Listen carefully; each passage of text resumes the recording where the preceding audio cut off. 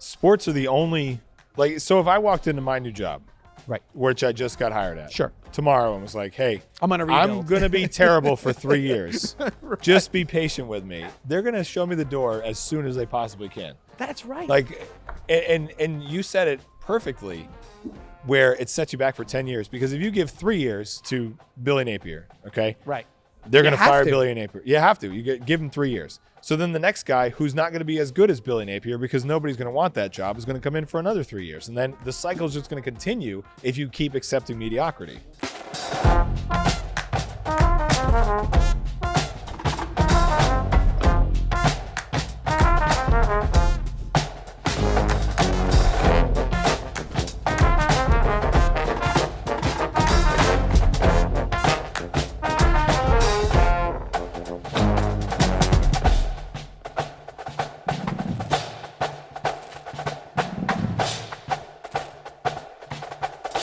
And welcome to this edition of the 941 Sports Zone podcast. I'm John Massoni here tonight with my special guest co-host, Josh Grant. Josh, how are you doing tonight? I'm great, John. Thanks for having me once again. Glad to be back. Always a pleasure. And Josh will be here to talk about all kinds of sports, focusing a little bit on baseball tonight. Yes, sir. We were talking a little bit before we started tonight, and there's a lot of things going on. This is a very busy next couple of days. Big 24 hours. Right. A lot of speculation, and we'll see how it all turns out. And it's sometimes it can be a big deal when you can get somebody off the waiver wire or trade somebody as a borrowed player or a rental, as they call it, for a few months. And that could be something that pushes you towards the pennant or towards the World Series. So we'll see how those things are shaking out. But to start with, we'll recap last week's episode of the 941 Sports Zone, where we had Jaden Glasser. I said Glazer. I said he told me the right way to say it last time. Jordan Glasser. And Jordan is the starting football quarterback for the Venice High School football team. And Jaden was a really good guest. I mean, an articulate guy for 17 years old to come on here and talk to me for well over an hour, and did a great job with that. So we appreciate him being here. And he's already committed to Central Michigan University. And so hopefully that's something that'll take him to all the goals he wants to reach outside of that, but he's got a year to football season coming up. Just in the limited experience I had with him, just a couple of times, he always looked focused. He always looked like he knew what the task it was at hand, and I'm excited to see what he does the senior year. And a very popular guy with the YouTube crowd, because Jaden Glasser's edition of our podcast was our highest watched one. So Jaden, thank you for all that as well. Boy. No doubt.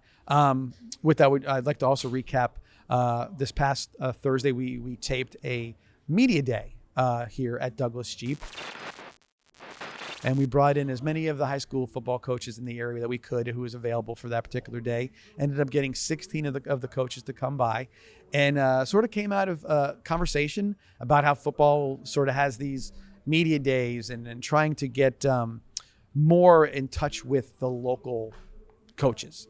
When I saw it, what a cool idea, because as a former sports writer, as I was with the Charlotte Sun for 10 years, to get all those teams together and to get everybody the same information, it was nearly impossible. I think it was 2008 or 2009. Back in that time, the Sun used to do a football tab, and it was a football-only program, football-only edition, everything you could want. It was all a one-stop shop. Right. Well, now in 2023, with the newspapers dying, something like this to be put together on video is crucial for not only just sports reporters, but other coaches and players in the area too. And John Reynolds from SNN, we thank him a lot, the sports director up there. He was my co-host for the majority of the conversations with the coaches and the players, which is another part of it. We invited them to bring players down, and boy, did they jump. I think maybe one or two coaches couldn't get or didn't get some players to come down. Irregardless, when the kids were here, articulate, had things to say, on point. It was really good to see them sort of not be afraid of a microphone and get out there and be able to speak as to their goals and the team goals and whatnot. And the coaches you could see the coaches really enjoyed them being able to share the spotlight with them. Well, and it does one thing for those kids too, because most likely the kids the coaches are going to bring are going to be the ones standing in front of Mav, going to be standing in front of John Reynolds on Friday nights. So it also gives them that opportunity to see a little bit of the media beforehand, before they get a microphone shoved in their face. And second, was there any heat between teams? No, what's funny is the thing about it was, like, so let's say you had one coach come in and say, when's so-and-so slot, or who's coming here, or whatever it may be, who got the better one. I'm like, I don't think anybody got it. Everybody got to pick pretty much what they wanted, for the most part. But no, a little bit of that. And I think sometimes what was said or not said was very sort of football speak in a lot of ways. Yeah. You're not going to get anybody to put anything really on a bulletin board material or anything like that. But you could definitely see where each coach was in his program. Yeah. You got a first-year coach, or you got a second-year coach. You got a coach who's in a total rebuild, or a coach who's taken over a program that's got maybe some momentum already. You've got the guys who've won championships. You got the guys who won districts and been there before. So everybody had a different level of sort of where they were, and that was sort of what propelled them into their conversation. One thing I will say, very, very impressed with a lot of the Sunshine State Conference teams. Your ODAs, your St. Stephen's, your Bradenton Christians, your Sarasota Christians. You have all these different, these guys coming in. They're playing. Their student body is anywhere from 200 to 400 students or whatever, and a lot of them don't even have a real stadium. They play at a county park or somewhere. And their culture that they're creating, and how they're what they're trying to teach is every bit the same as Venice, Braden River, right. Manatee, whatever else it is. So very impressed by that. And actually got a little less than an 8-man football. We had 2 8-man football teams that came in, and very interesting how, at first I thought, the Sarasota Christian coach Span came in, and he had said that they throw it around a little bit. I'm like, oh, okay, it makes sense. You got 8 guys, a little more 8 on open. 8. But then the coach from the Classical Academy, he said, no, we run it. We're run. That's interesting. Yeah. So that was interesting to see the two perspectives, but getting a little lesson on what they do with 8-man football. And I can imagine it's got to be all the kids who were here. They said it's fun. I mean, it's a little fun. So you just basically eliminated the 2 tackles, the right tackle and the left tackle, and so it's arena football. Sort if you of. think about the lineup you would have, it'd be old school arena football. And one of the young men was a kicker on the team, and he's got Division I schools looking at him. Wow. And the coach is like, look, if he can get a kickoff with no guy to go, they're coming right at him. So there's no coming around the outside. It's like he's coming right off the guard tackle spot. He's coming right at so you have to get it up quick and get it off quick. So I said that would be something that you could actually, as a selling point as a kicker. I said, no, I'm a good kicker, and I did it on 8-man football, so which is a little different. Oh, 100%. Yeah, because that's got to be terrifying. Yeah. Those guys coming right at you, no blockers. Get some guys 6'6" coming up the side there. You're like, whoa. But it was pretty cool to sort of hear them all talk about their teams and their sport or their what their situation is. And it was pretty cool. I definitely enjoyed it. I know John Reynolds enjoyed it as well.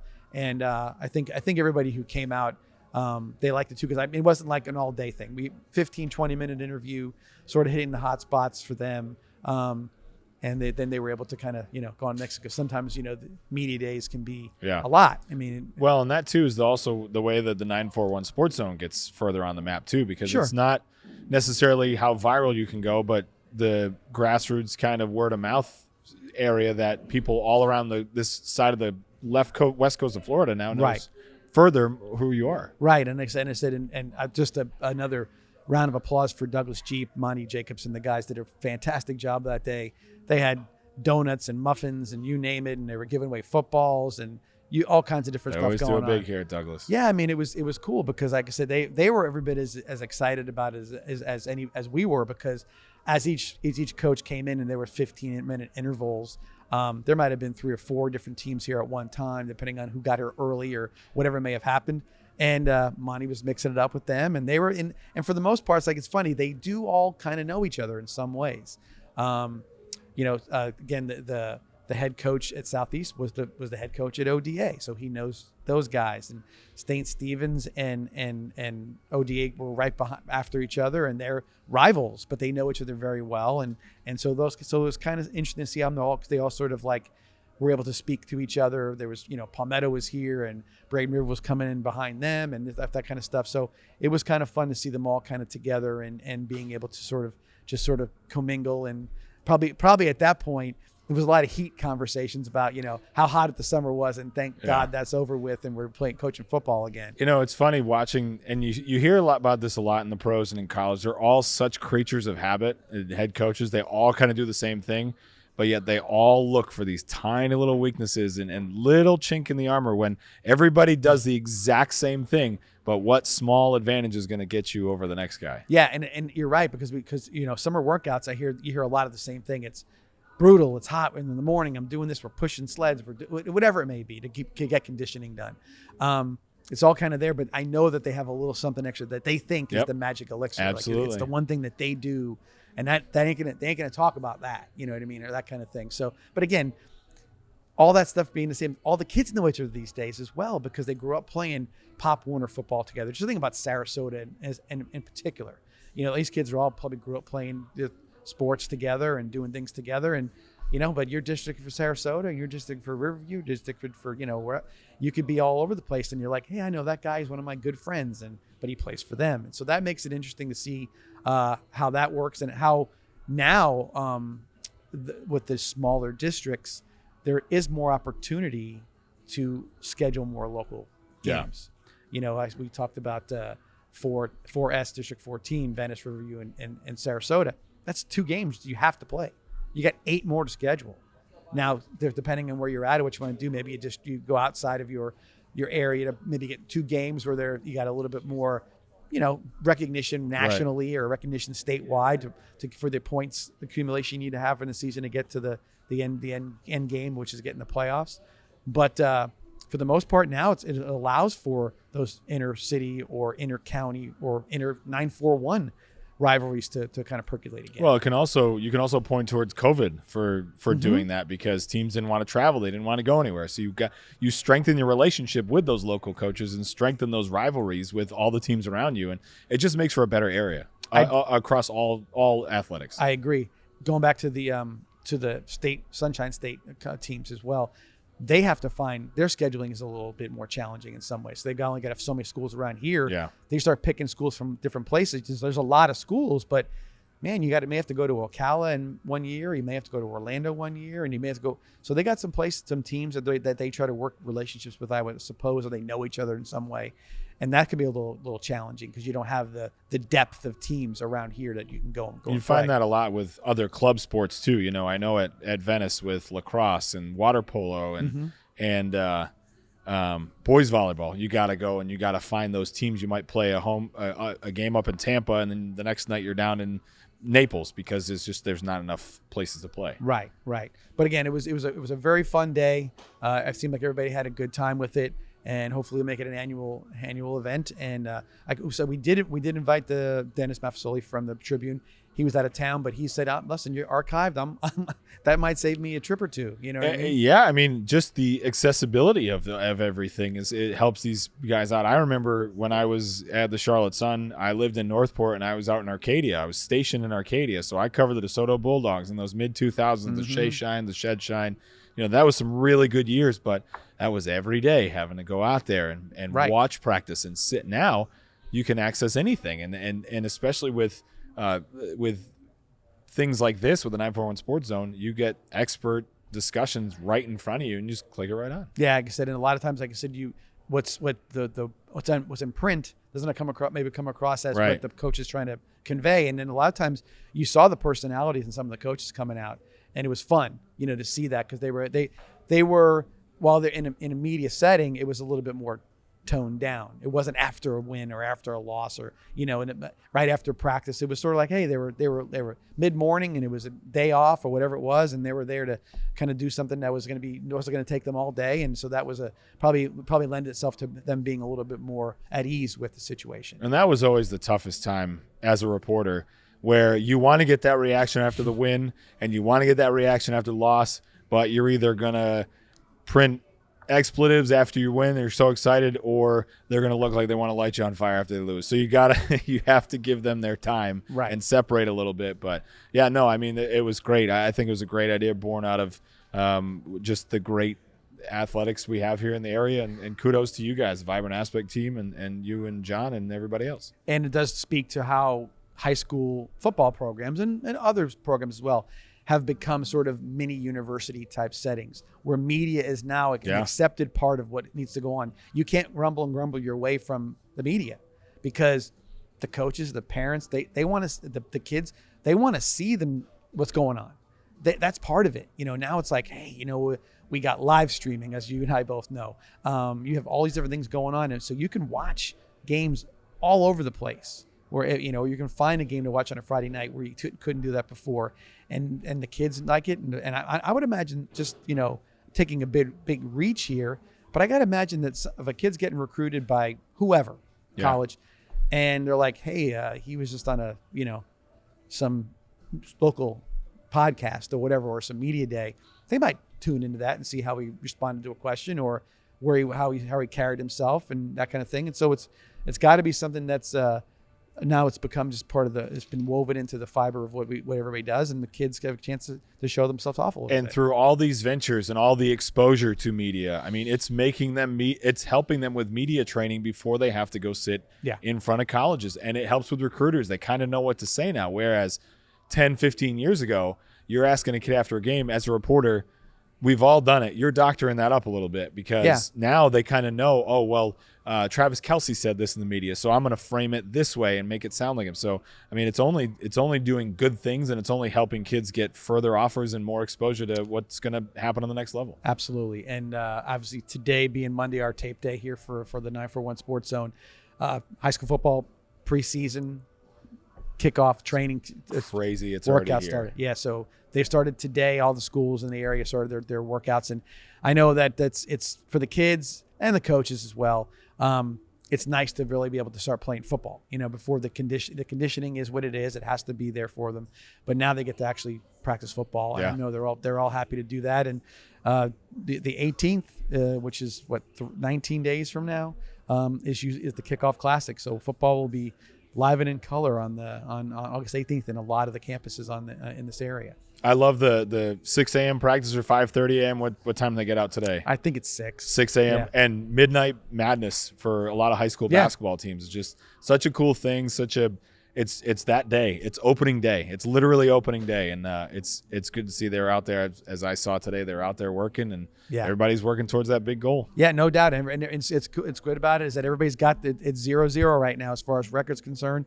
All your goals are still in front of you, and hopefully you can, if those kids are ready to go and they're prepared. I mean, and again, not everybody's going to win state championships. There's 8 state championships or this time, but it's good that this is where it's there's that freshness to it. You hope is alive on July 31st. And there is nothing like Friday Night Lights. I mean, you can go watch any other sport. There's nothing like the town, the community all coming together for Friday nights. And you and I sat in press boxes for the last couple of years, and you sit there and you watch the national anthem with the sunset coming and the flag flying, and you're like, this is happening in a lot of other places in America right now, or Saturdays or whatever it may be.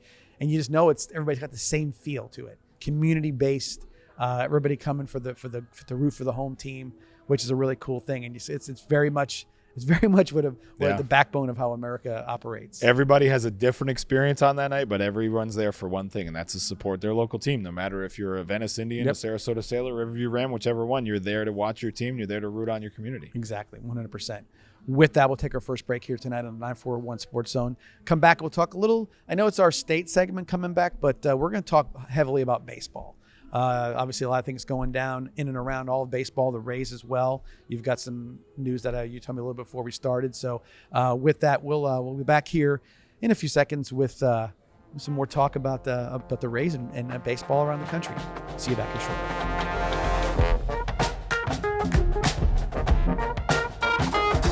It's the Make This the Summer event at Douglas Jeep Chrysler Dodge Ram in Venice. Now is the time to take advantage of these great deals and make this summer awesome. Get a hot deal on the new Jeep Compass from only $299 per month. Or own the road in the new Ram truck from only $328 per month.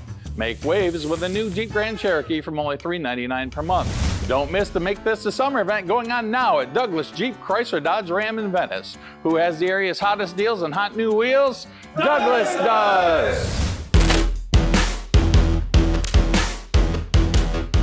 And we're back here at Douglas Jeep for the 941 Sports Zone. And I would be remiss to forget to let you know that later on we'll be doing our Truly Knowing What's Bugging Me segment, and then some predictions as well. Predictions are kind of hard right now because we're away from a lot of things. Like golf just ended, so there's no tournaments to pick, and you got you can make speculative picks down the road a little bit. So predictions are like crystal balling a little bit more than saying like this is what's going to happen or this team's going to win tonight or whatever it may be. So we'll see. We'll still throw something out there. It's kind of fun. It's always fun to do. I mean, you never get them right, but they're still fun to make. You did. I started off crazy hot, You and then were now white I am like ice cold. But it's I do fantasy golf, and I've been every bit as bad at that I've been everything else. Has been terrible this year. So anyway, before we went to break, we were talking about coming back and talking a little bit from the state side, talking about the Rays. We sort of update the Rays every week. As of right now, as we speak, 64-44. They took 2 out of 3 from the Astros this weekend and are 1 game behind the Baltimore Orioles. The Baltimore Orioles. Say that again. 1 game behind the division-leading Baltimore Orioles. 2 years ago, where were they at? Yeah, I mean they were like the worst team in Major League Baseball. Yeah, this has been a meteoric rise for them. They're the only team you hear in the Ohtani sweepstakes, and we talk about Shohei Ohtani, which you and I are going to talk about anyway. Right. I just don't see it. I just don't see him being moved.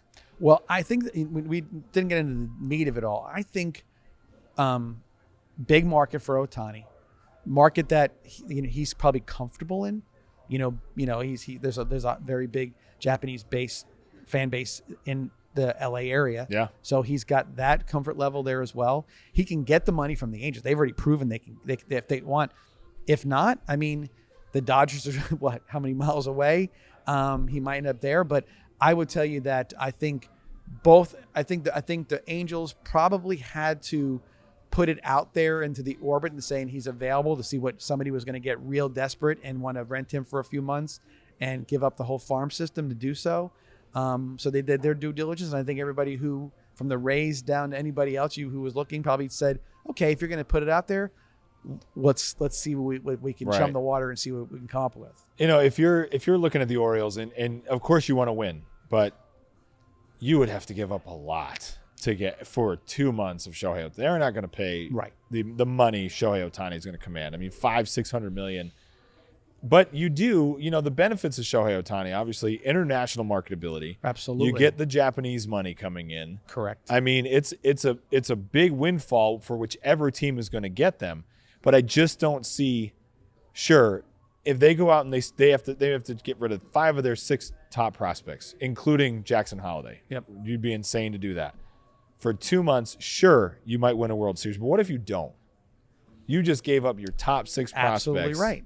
Like, it just, to me, at this point, at this stage of the game, of a guy you're not going to sign for $600, he's going to get $500 or $600 million. It just doesn't make sense. So Scherzer goes from the Mets to the Rangers and puts them in, and now they're now it's between them, Houston, Anaheim, whatever it may be. There's a move like that with Scherzer to Texas. Does that make you look around and say maybe we need to do something? Is that a move that would maybe stimulate somebody to think, well, maybe we can get that next big guy so we can keep up with Texas? I don't think so, because I know, so you look at it in one of 2 ways. You're getting Max Scherzer. Yeah. But he's not been the same Max Scherzer in New York. Absolutely not. And the Mets are paying a huge chunk of that salary, something like $36 million of that salary. Yeah. So the Mets said, we're going to pay you $36 million to take him off of our hands right now. And the Rangers, grasping to get that winner, that brand new ballpark, grasping to get that winner, they're finally on the cusp. Scherzer, is an upgrade over most of. I haven't looked up his WAR this year, but is an upgrade over most of the guys you're going to get. But I don't think that's the type of move that sets the market. No. Because you look at right now Lucas Giolito, who the Angels just signed because they said we're not trading Shohei Ohtani. So if that conversation is still going on, unless it's a over the moon crazy offer, deal, it's not going to happen. They went out and got a guy because they feel like they're close. And Lucas Giolito is the best of the bunch right now. He's a young guy. He's top of the line rotation guy. But I don't think Scherzer. I don't think Verlander. I think they're going to trade Verlander too. And the Orioles look like they're one of the big. That's a guy that the Orioles could use as that veteran, top of the line guy, that power arm in the playoffs. That honestly, and I'm going to get killed for saying this, but could pay off bigger dividends for the Orioles down the stretch than a Shohei Ohtani. No, solely because of the money involved. And he's been there. Exactly. So Ohtani has never been there at this point, as far as what. So he's like. So what he obviously, generational talent. I mean, the over the top talent. But you got a guy like like you said, you get a guy like Verlander to come in there.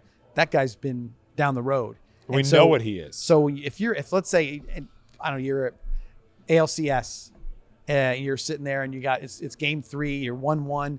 He's on the mound. You got to think the confidence is super, super high 100%. for that team like that. 'Cause like, wow, this guy, he's going to give us. I mean, if he gives up 4 runs, he's going to give us 8 innings if we ask him. And that's not something you see very often anymore. So you don't see a guy who can say, heck, put him in there, let the bullpen get rested up a little bit. He could carry you. He's a bridge to the next guy. Even if they don't win, he's going to eat up innings and eat up pitches. They're not going to have to give up They're not going to have to give up Jackson Holliday to get Justin Verlander. They're not going to have to give up I think it's Colin Cowser, I think is one of the big prospects. Not going to have to give him up to get Justin Verlander.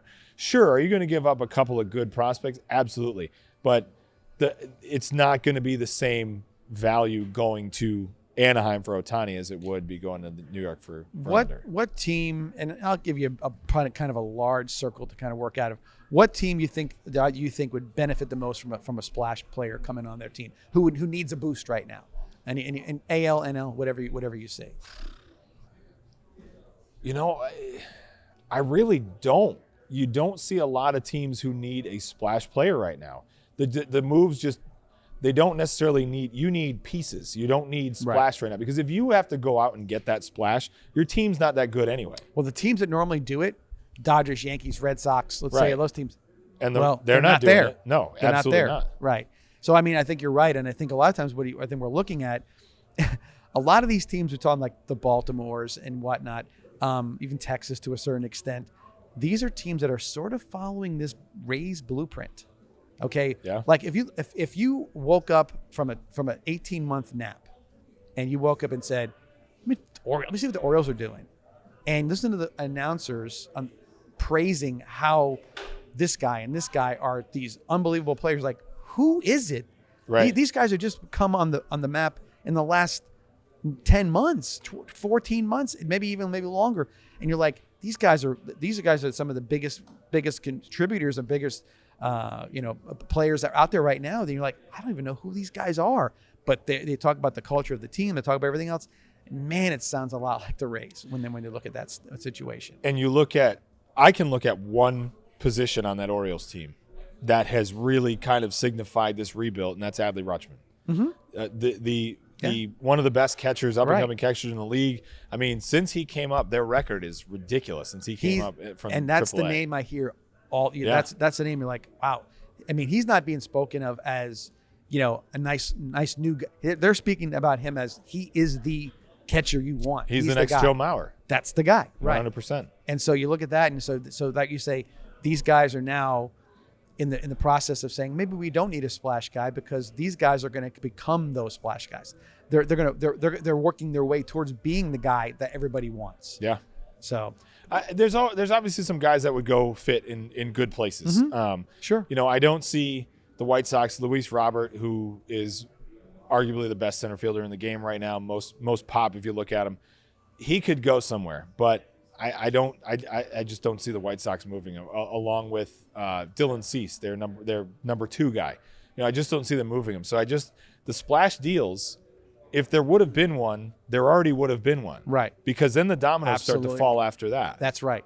The linchpin move didn't happen to open everything up. Right. And because I think so many people thought that linchpin move initially was going to be Shohei Ohtani, because the media just ate that up and it went in circles. They were hoping for it. They were almost sort of like poking the bear to make it happen. 100%. One more cool question about Ohtani. We'll move to the Rays and we'll be more specific to them.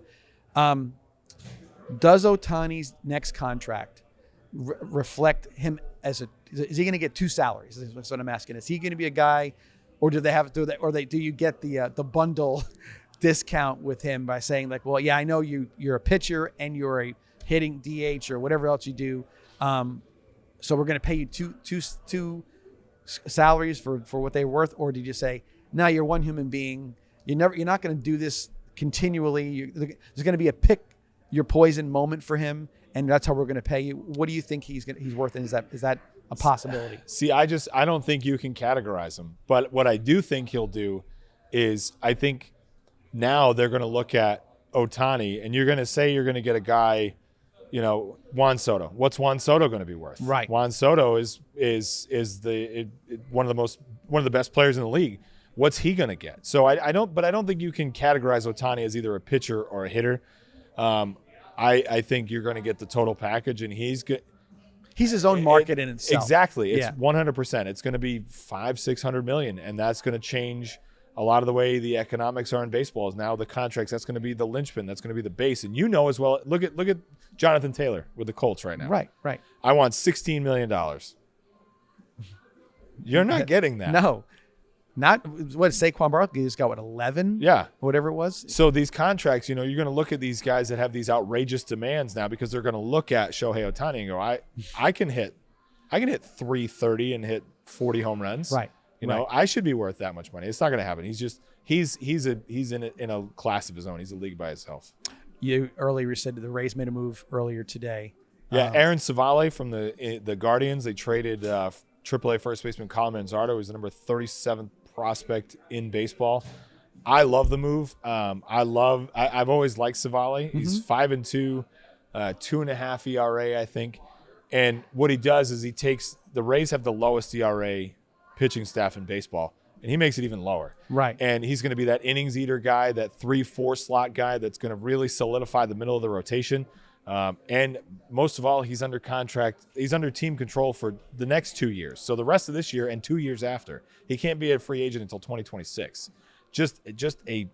This team, and not being a homer, this team just does things the right way. They go out and get the guys. And sure, they've made mistakes. You look at how can you not? How can you, when you have that many guys, how can you not make mistakes?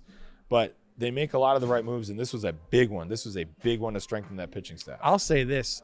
If the Rays were to go after Ohtani, I looked at him as more of the pitcher than the hitter, because I thought that he would be a guy that could go out there and, like he did a couple of days ago, just throw lights out for you. Well, again, he's got a big bat. Don't get me wrong. I'm not dismissing that, but I thought that he might have added more to them as a pitcher, because I think that looking with this move in particular, when we were talking about it, so everybody's like, oh, we need a bat. We need to score more runs. Well, in the playoffs, you don't have a lot of 14-11 games. No, 3-1, 4-2. That's how it is. Right. And so you say, oh, you want that bat. A lot of times that bat that comes in the lineup doesn't really pay dividends, where the pitcher, almost the guy, when you get the right pitcher, that's when you see you how many World Series you watch and like, that guy came over late in the year and he's killing it, or he did whatever. That's the ones you normally see who do it. It's usually not a guy who comes out. Look at Randy Rosarina, came out of nowhere and went bananas in the Dodger series, right? Yeah.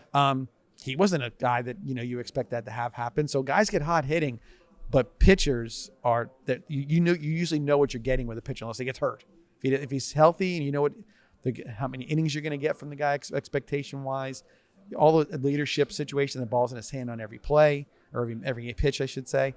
So I think that's where it was. I think that pitching was probably their best way to go if they were going to pick up somebody or add to somebody. And then I think the bats will work themselves out, I think. Yeah, I mean, and they're still not done yet. I mean, there's still less than almost 24 hours left of the trade deadline, so anything can happen. But I don't think you can really look at and say, not discrediting what you said, but I don't think you can look at him and say, this is the area he's going to help the best because he's Shohei Ohtani. He's the only guy you can say that about. Right. And in looking, you read Twitter, and as Twitter's the social media site, obviously, I use the most, and I think a lot of sports people use the most, just watching everything. Just the prognostications of what people were saying the Rays should offer the Angels, no way. And there's one guy I know, Ryan Sudol, who's the voice of IMG. He's like, absolutely, we got to get Shohei Ohtani. But at what cost? 5, 6 top-tier guys that 2-3 years from now are going to be manning that middle infield or playing right field. To me, yes, do the Rays need to win a World Series? Absolutely. But they also need to think about long-term. They need to think about the long build. And sure, Shohei Ohtani would bring in, again, like I said earlier, that Japanese money, the marketing, all that stuff will help the Rays get a new stadium. But is all that stuff worth depleting your farm system? I'm just not that guy. And I don't think they're close enough to those things making a difference for the team in particular financially. Are you going to rent the guy for a few months? Is that going to make a difference in a stadium situation or whatever it may be. I don't know if it is ready for that. And I know that there's always guys in their system that they've got earmarked. Yeah. Curtis Mead's a name I hear all the time. Different people like that. So I think that there's things guys are just they're like, we've got this thing going. We got this thing sort of look this year. Who expected to start 13-0, and for them to be right now? So you look at what it is, and the guys that went a little cold. You never want to see a lull. And that's one of the questions I was going to ask you is, should we be worried about the Rays? But I think I'll kind of answer it and ask it at the same time. My opinion is I think that going into a little bit of a cold streak now is better than going into a cold streak in September. Absolutely. I mean, it's never the number one seed who wins the tournament. No.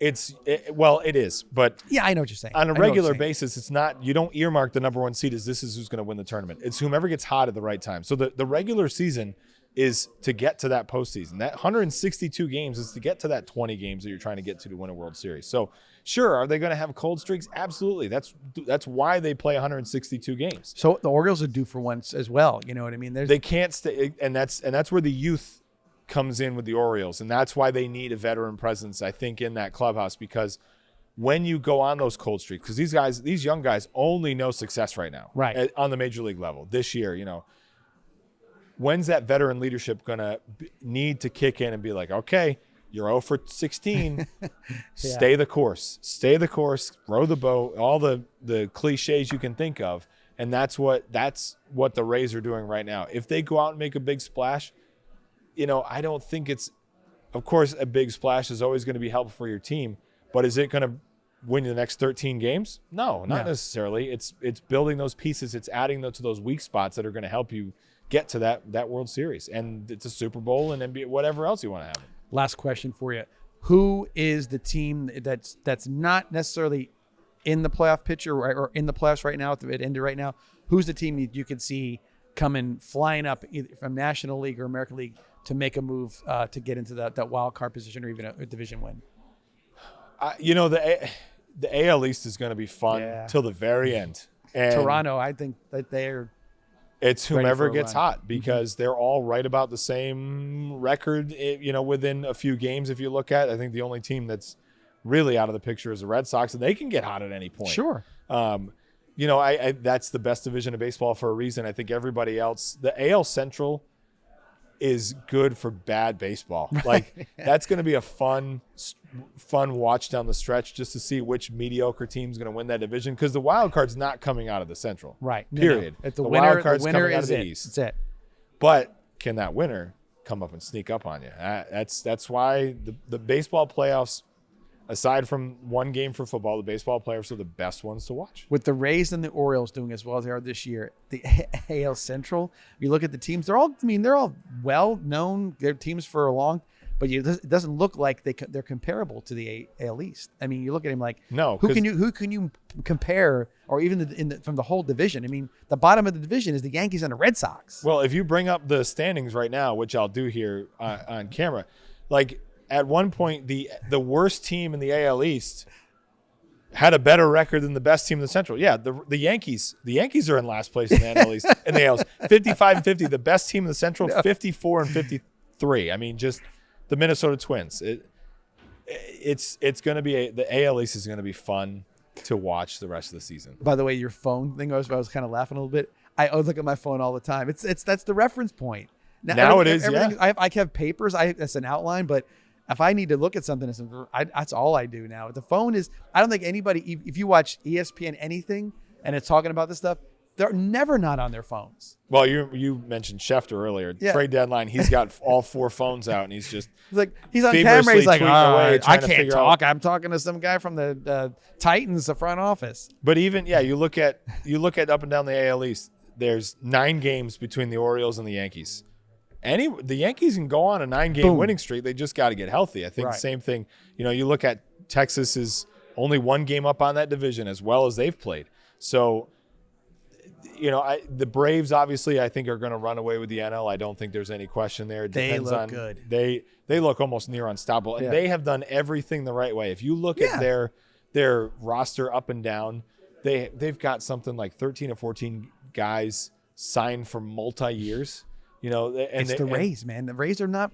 I mean, I'm not saying they're, but if you look at the Rays lineup and compare it to the Braves lineup, maybe a little more power in the Braves lineup. If I'm not, am I right? Yeah, or I wrong? would definitely more. Yeah. I would say more power. But that's about. I mean, they got us the same flair to the way they play the game in some ways. And yeah, I think they're very comparable. I thought that I was a little disappointed to see that when the Rays did play the Braves a few weeks ago, that the Rays didn't really seem like they were up to the same level with the Braves in some ways. They didn't seem like they were there at that point. It was a tough month. July was a tough month, heck and you've seen it. You know, 2019 the Nationals were awful, and they won the World Series. 2021 the Braves at one point I think they were under 500, and they won the World Series. It just every one of these games gets you to October and early November. So this lull, I think, is sort of maybe it's a reset. Maybe it's already getting their mind right, and then hopefully something kicks in and you get that nice 6-week push towards the playoffs, and you're good to go. So absolutely, I think it's.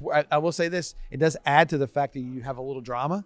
You have a little something to watch. Yeah, the games are worth watching now. Every one of them is something worth watch. Doesn't matter who they're playing; it means something. So much fun, and with all the new rules that we've talked about before, it's so much fun. The guys have figured it out now. It's so weird. It's so exciting to watch. I have Comcast, right? So I put on the, I'll put on the guide, and I'm like, oh, I could, who knows? Let me catch the last hour of the Rays game, and it's over. Yeah. It's over. I'm like, when did it end? How'd that happen? 209, 210. I mean, those are becoming a norm where before you'd be lucky if you're through the fifth inning at 2 hour mark. I bowl on Wednesdays. If everyone wants to come watch, it's really fun. But anyway, I bowl on Wednesdays, and we go out to eat. And by the time we get out to eat, it's like 8:15, and they're in the 5th, 6th inning. Yeah. That's really weird. I mean, it's getting hard to get used to. It'd be like watching a football game and saying, hey, I'm going to watch Red Zone at 3 o'clock. Say, no, half the games are over. That's kind of how, because you're used to 3 hour games. That's how the NFL set it up, obviously, with the time frame. But in baseball, you were expecting a 4 hour game or 3.5 hour game. Now the expectation is way below. And I think I will say this, that will become an equal, if everything stays as it is, it'll mean as much or changes the game as much as the DH did. I mean, I would agree. It's Absolutely. that much of a difference from a fan perspective. This is purely a fan thing they did for the fans. And I don't know of anybody who's a fan of baseball, maybe outside of some guy who's like, wants them to have no batting gloves and no batting, whatever. I know a few like that. Yeah. That would argue at all that this pit time clock or anything is a bad thing. I can't imagine it. It's the same people who still think Babe Ruth is the greatest baseball player ever. And no disrespect to them. I mean, they live in a different generation. It's why you can't compare LeBron James and Michael Jordan. It's why you can't look at guys and say, oh, this guy was the best ever, because every generation has their thing. So this generation you look at, you're seeing modifications in the game. The last time you saw modifications in the game, the steroid era, it's like, and there were bright spots to that era. That Maguire Sosa home run chase brought baseball back from the depths of wherever. That's why you never hear Major League Baseball talk too terribly about that situation. How do you step on the golden goose? Yeah, because that's what brought baseball back to. I mean, it became the thing to. It was Sosa hit one, McGuire hit one, and you were watching. That was the lead on SportsCenter. It meant something, and that went on for months and months. I remember when McGuire broke it. I was at a Target, and I was in high school, and they announced it over the speakers at Target like that. So while all the new rule changes are legal, they're bringing back those viewers who baseball kind of pushed off after that steroid era. They're bringing in the young kids. They're bringing in the young adults. The Rays fans now, you're seeing a lot more people at the Trop because these fans have grown up with this team. Right. And they've grown up with the excitement. And I don't know if you watched the Home Run Derby, the All-Star game. I watched parts of it, yes. I mean, I never usually watch the game. I watch the Derby every year. It was the thing my dad and I did. And it was every bit of it was exciting. It was a 2-1 game until the 8th inning. Absolutely. And that's old school. That's All-Star game baseball right there. I mean, the pitches were dominant. A couple of timely hits, and it was a very well played game. And again, it didn't take 6 hours to play. So they didn't run out of players. They were brutal. Some of those All-Star games were absolutely brutal. So it's great. I mean, everything they're doing is bringing the fans back and helping advance the game instead of sitting back and saying we are America's pastime. We don't need to grow. And if you think about the NFL in comparison to MLB, NFL is always tweaking little things. Yeah. Little things. Fans are mad about this call. Maybe we should do that. That's what keeps the NFL relevant. Right. They don't fall behind the times. When something happens, they can address it and fix it next year, and nobody flinches. Nobody's like, oh, I'm never going to watch it again because of that. They're like, no, it needed to be done. This, the game is changing, speed, everything else, tackling, the size of players, everything is changing, and they adapt. People like to score. Okay, well, maybe we'll say you can't touch the guy or can't do this or whatever it may be. And if it doesn't work, they reel it back in again. It just constantly tweaking the game here and there, nuancy to kind of keep it, and they've been the most progressive. Absolutely. Baseball, this was an aggressive turn towards the 21st century. NFL's been more progressive, is like you said, whenever they see something they need to fix, they tweak it. And if the next year it doesn't work, they go back and they readjust. Yeah. So that's why the NFL will be king. They're not afraid to apologize for making a mistake. They'll make it, apologies, we'll fix it, and we'll go on. Other than holding officials accountable, but I don't think on any route. I think that's always a tough one to do in any situation like that. Absolutely. So no doubt. All right, with that, we'll take our next break here on the 941 Sports Zone. Come back, talk a little bit more, some more national news on our national segment. I'm sort of I got a weird eye kind of watching the women's soccer, the World Cup. Okay. Only because I think the U.S. women's team is sort of always had a very sort of like, I won't say controversial, but they have a bit of a they have the floor a little bit when it comes to certain things. A lot they're fabulously talented, but they got other things going around and people watch for different reasons. So a little bit about that when we come back as well. With that, we'll see you back here at Douglas Jeep in a few minutes.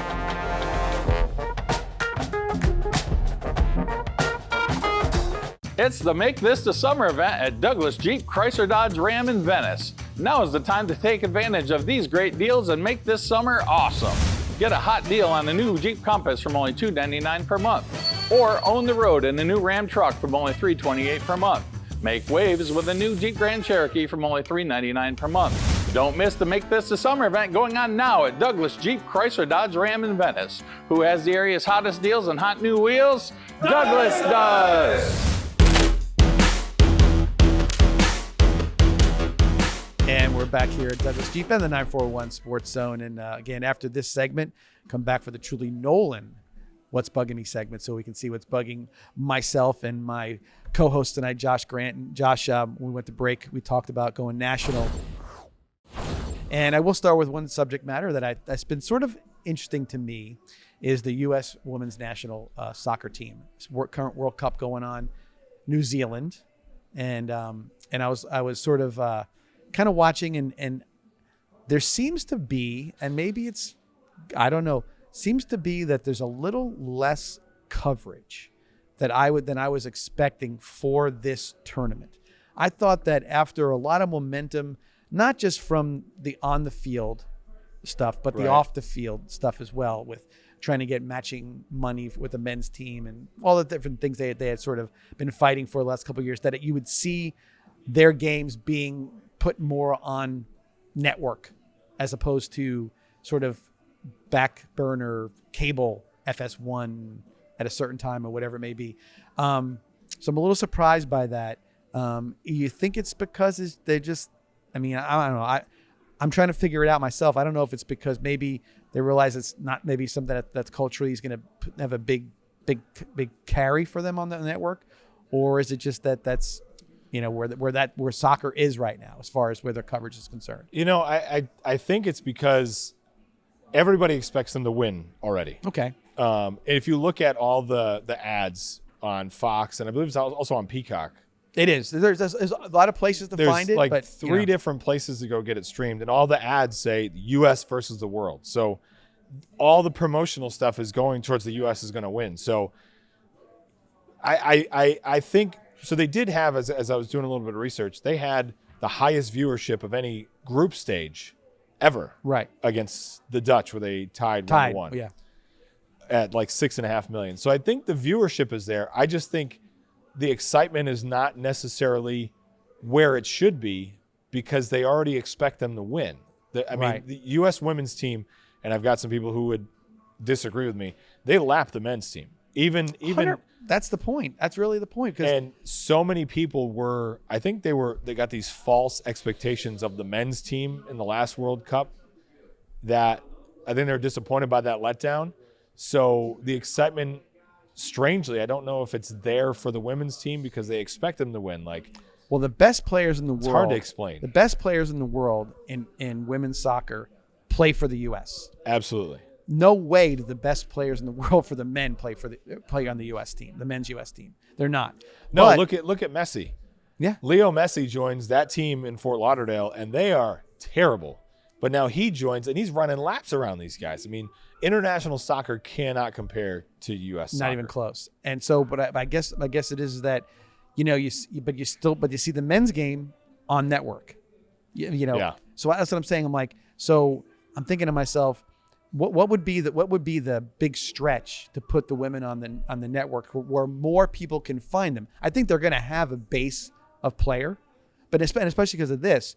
So the names that are on the team right now that everybody knows, Megan Rapinoe, Alex Morgan, they're on their way out, and they've been there for forever. It seems like forever. Right. And so you watch. They're probably the last. I mean, I know I'm missing one or two players that have been around on the women's the national team for a while. But the new breed is coming up, and you would think they would want to generate a buzz about them instead of being on the inside or the soccer person who knows it. Right. You can capture the next. It capture that on where somebody might fall upon that match, or all of a sudden you have an 11-year-old young lady who's playing soccer and she's good and she's like, heck, I want to watch the soccer match, and where is it? And they don't, they have to search for it a little bit. I mean, I think I don't quite understand why it hasn't just been a layup, because what else is on right now?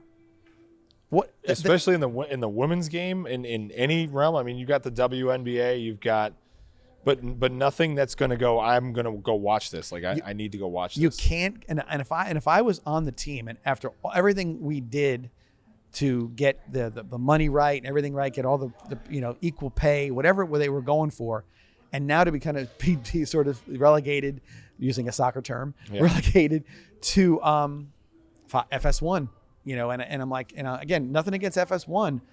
I'm a sports guy. I can go search it out. I'm the guy who might say, well, where aren't they playing today? I know how to hit the C button and have the guide come up and all this different stuff.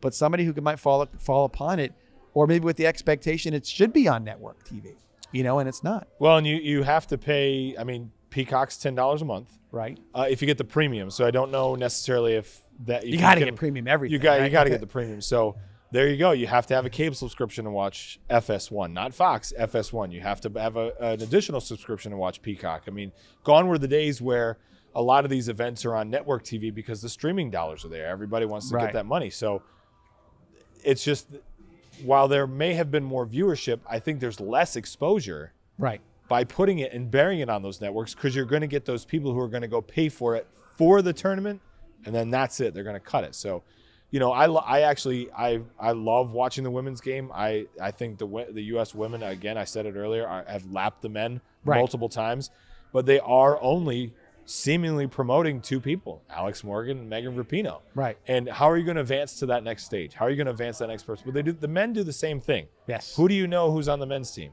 Now, what's his name? Christian Pulisic. That's it. Yep.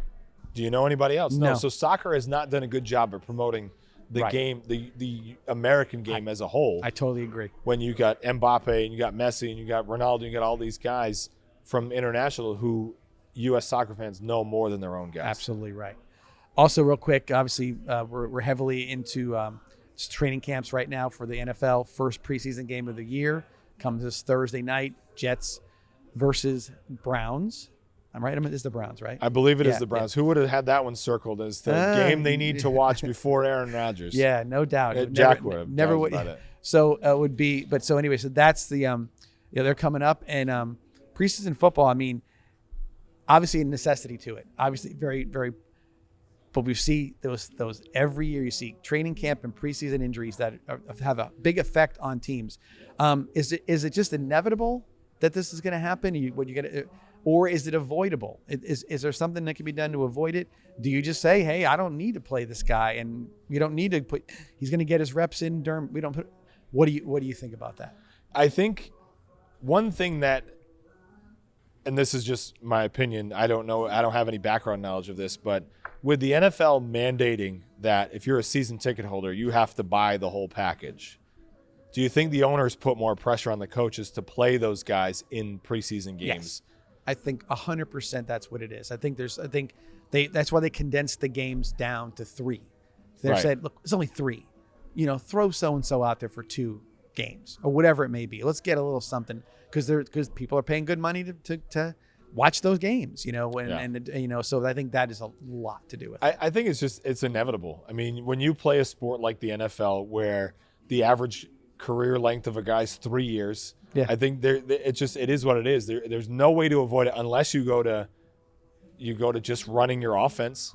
You showcase your offense. So you got the Jets and the Browns on either side of the field, or one series the Jets will run, and there's really no way of doing it other than. And you don't want to turn doing. Preseason games into the Pro Bowl. No, it's going to be a joke. Yeah, which is returning to Orlando this year. Well, I think for their what is that? So it's like a skills game now. It was still like $50 a ticket to go watch. I'm sure guys play tic-tac-toe. I'm sure somebody will pay that, but no. No, it's crazy. Not after all the good stuff you watch all year. To watch that crap, no. I do like Camping World Stadium though. It's a great stadium. It is a great place. I good experience. I've had good experiences where Messi plays as well too. That's the how different the drive pink. How different did that look to you? I mean, I'm like, those stands in the corners. I don't know if I'd be sitting on those. Those look like they put them up that day. They did. They were trying to get every last person in that place. It's all temporary scaffolding anyway, pretty much. But it looked good. I mean, it looked like a lot of people. I'm like, that would be a heck of a high school football experience if you get that many people into the game. But you remember you may not remember the drive-in because the bus would get there early. Yeah. I drove in one night and it was impossible to get there to watch I believe it was the Aquinas game the night before the state championship. It was. I couldn't imagine getting in and out of that stadium last week for that opening They game. are thoroughly not prepared for that. No, you got to go down one back alley and go around the corner and stick by the garbage can, take a left just to get into the stadium. And you have to impossible. park in a Sandspur lot. Yeah. It's not. No way. It's not ready for that. But they did it, so we'll see. I'm sure there was probably some major complaints. Maybe the money will come in and they can fix it up for us. Now that Messi's there. the money he's making is just astronomical. I think he'll end up owning the league at some point in time. It's him and Beckham. It's very likely. Absolutely. That's where the money's going to be. All right, with that, we'll take our last break of the night. Come back with our truly known What's Bugging Me segment and some predictions from Douglas Jeep. We'll be back here shortly.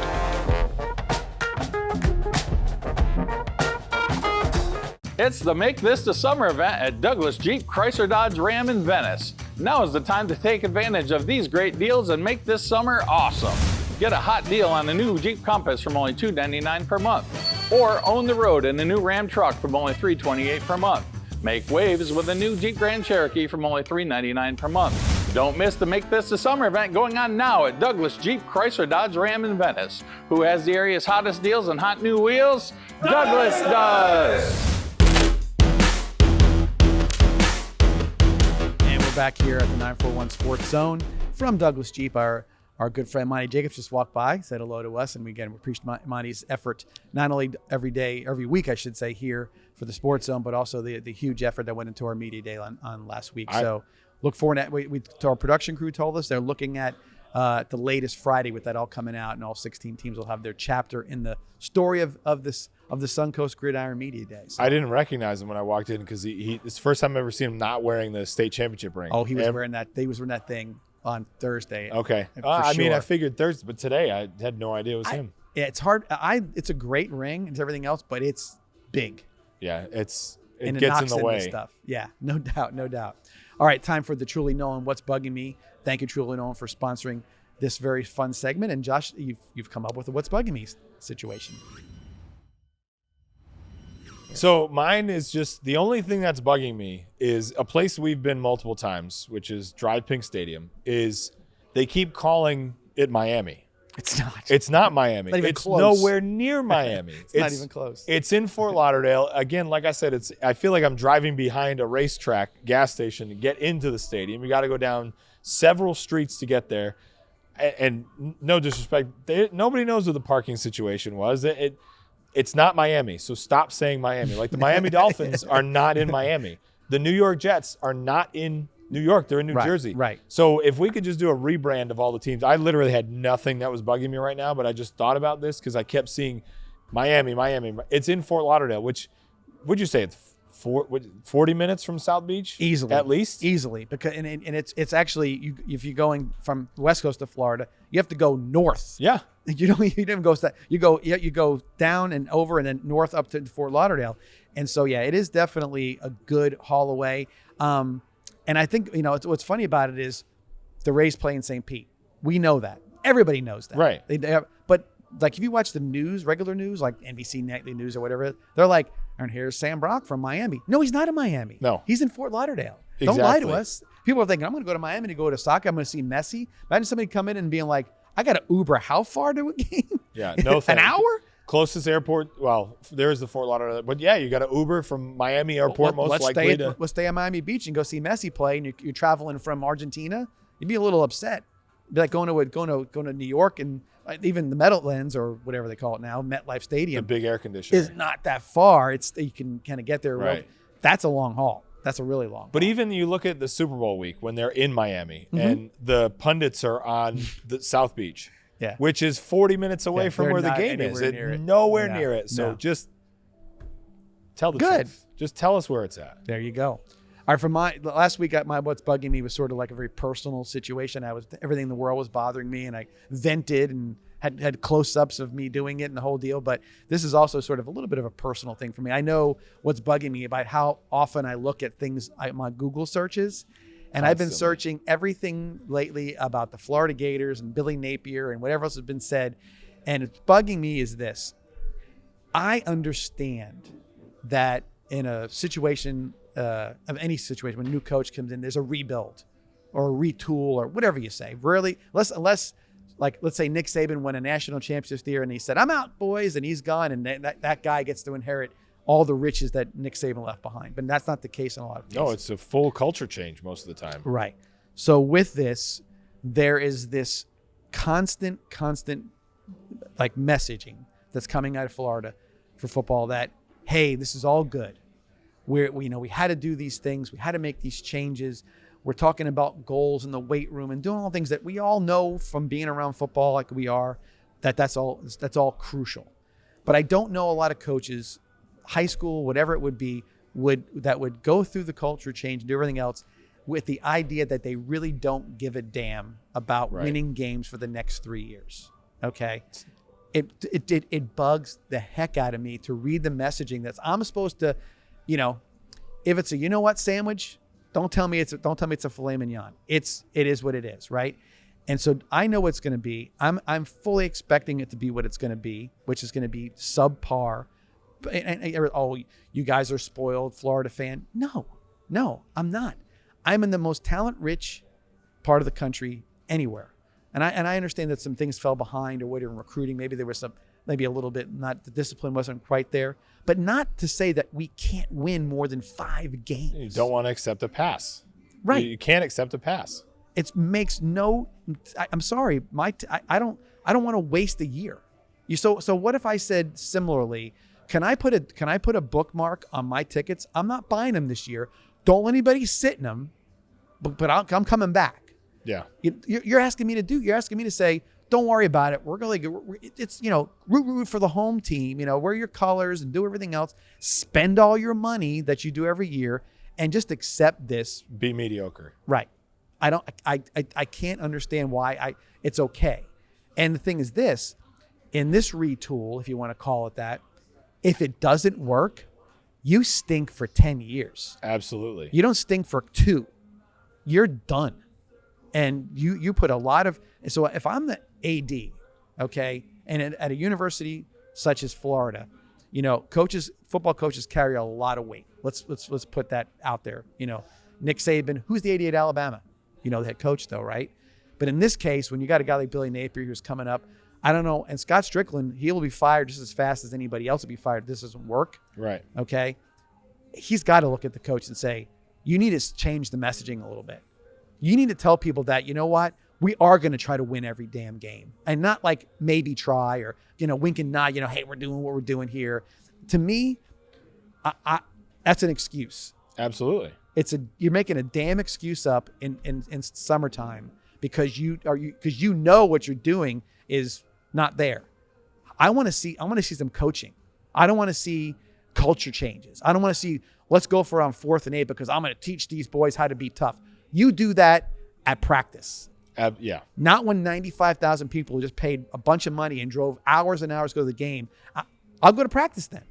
I won't go to the game because I could do the same thing. So it bugs me that I'm supposed to be able to just swallow on this and be okay with it.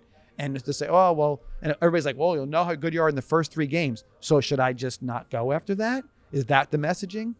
I don't know, but it bugs me that that's the situation. Sports are the only, so if I walked into my new job, right, which I just got hired at, sure, tomorrow and was like, hey, I'm going to be terrible for 3 years. Right. Just be patient with me. They're going to show me the door as soon as they possibly can. That's right. And you said it perfectly, where it sets you back for 10 years. Because if you give 3 years to Billy Napier, okay? Right. They're going to fire Billy Napier. You have to. You give him 3 years. So then the next guy, who's not going to be as good as Billy Napier because nobody's going to want that job, is going to come in for another 3 years. And then the cycle is just going to continue if you keep accepting mediocrity. And one more thing real quick. Here's the thing. So you're saying my 2024 recruiting class is the number 3 recruiting class in the country. That's great. But if you stink in year 3 or year 4, those guys are going to be like, peace. Yeah. I'm out. Absolutely. There's no more staying around. You're like, when you get those guys, where's he going to go? Well, he can go anywhere he wants to because he's allowed to now. So if it's not good and, hey, the culture's great and I can lift the building and I can do it. I look great in the uniform, but I don't know how to play. That guy's going to be like, no, I'm not staying around for this handoff machine that doesn't want to throw the ball around, wants to win 14 to 11 football games. You know what I mean?